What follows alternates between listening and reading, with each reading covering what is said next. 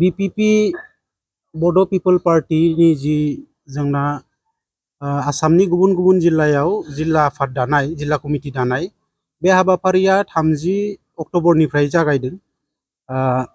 गुवाहाटी मेट्र'खौ दाखांनायनि उनाव सिरियालि जोङो सनितपुर, बिश्वनाथ, लखिमपुर, मैया धेमाजि, दिनै तिनसुकिया इतिमध्ये जोङो दिनै तिनसुकिया जिल्लाखौ दाबाय। खोब मोजां जादों, बेवहाय रायजोफोरनि गोबां अनसायनाय जों बेवहाय मोनदों। जिहेतु बर'फोरनि बियो बिटिसिनि बाहेरनि बर'फोरनि गिबि पलिटिकेल पार्टी जनगोष्ठीय राजनैतिक दल जायखौ बुङो, दा बेखौ जोङो मोनफ्रोमबो जिल्लायाव दानाय हाबाफारिया सोलिगासिनो दं। खोब मोजां जादों, प्रग्रामा साक्सेस।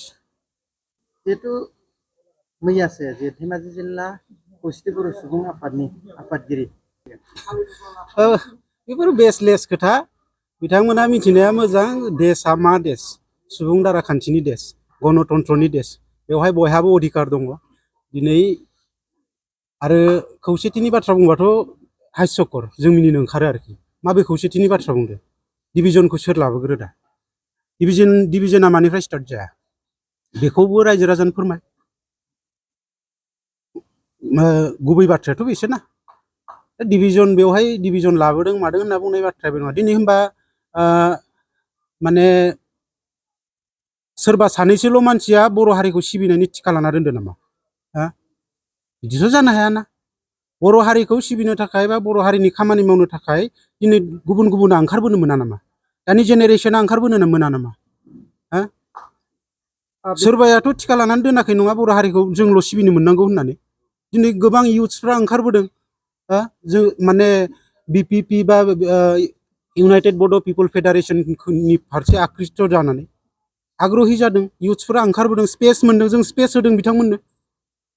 स' गतिके बेवहाय डिभिजननि खोथा फैनाया बेयो खोब दुर्भाग्यजनक। गतिके जोंनिफ्राय जों हाम्बल रिकुवेस्ट जों खालामो, बेखौ बे नोजोरजों नायनो नाङा। बे नोजोरजों नायनो नाङा।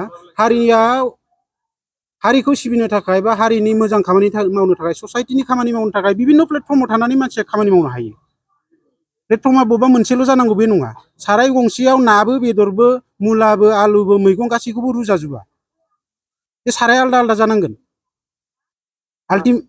आल्टिमेटलि जों बेखौनो जोंनि हाम्बल रिकुवेस्ट जे बेबायदि आदारवाइज लालायनाया मोजां नङा। आरो बेबायदि माने क्रिटिसाइज खालामलायबाय थानानैलाय मा जानो? आरो जेब्ला खौसेथिनि बाथ्रा बुङो अब्ला माने बेखौ मोनसे रायजोनि गेजेराव इमोसन लानानै खौसेथिनि बाथ्रा बुंबाय थायो। बे खौसेथिया ओरैनो भुवा खौसेथिनि बाथ्रा बुंबाय थाबा सिङाव खंख्ला। दा बेबायदिखौ गासैबो दानि जेनेरेसना बुजिजोबो, मिथिजोबो, रायजो राजायाबो मिथियो। स'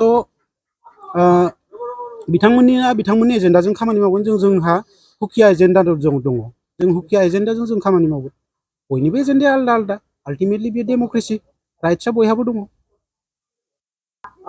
बिथांमोना हयथ' नोंथांमोननि जे थांखिफोरखौ हारि सिफायनाय बे बेलासिम लांदों, बेखौ नोंथांमोना मा बुङो? थांखिया बोरै हारि सिफायनाय जानो हागौ? हारियाव मायबा मोनसे आफाद बा गौथुम जोनोम जायोब्ला बियो आल्टिमेटलि हारिनि थाखाय खामानि मावनोनो ओंखारो। हारिखौनो बेस खालामनानै दानाय जायो। अब्ला बे हारि सिफायनाय बा खौसेथि सिफायनाय बेथ' मिनिंलेस ना बेफोर बाथ्राया। गतिके बेखौ दिनैनि बर' समाजा, बर' ससाइटिया थांनाय बोथोर समफोरनि बायदि थांनाय 50 बोसोर 30 बोसोर सिगांनि ससाइटि नंलाना बियो। गासिबो हमनो हासै, गासिबो बुजिसै। दानि गोरों लाइमोनफ्रा ओंखारबोदों, बिथांमोना गासिबो सालिजारि नायनानै मोनो। गतिके बिसोर